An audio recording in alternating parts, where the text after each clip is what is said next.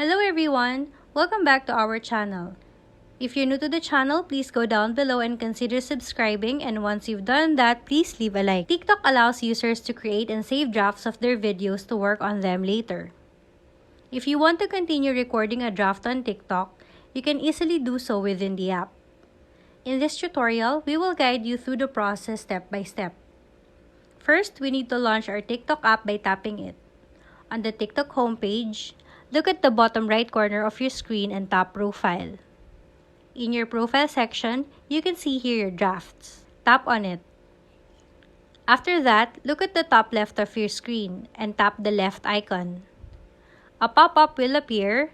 Now, tap Continue Recording. Now, this option will allow you to add more video. Once you are done, tap on the check icon to save it. Congratulations!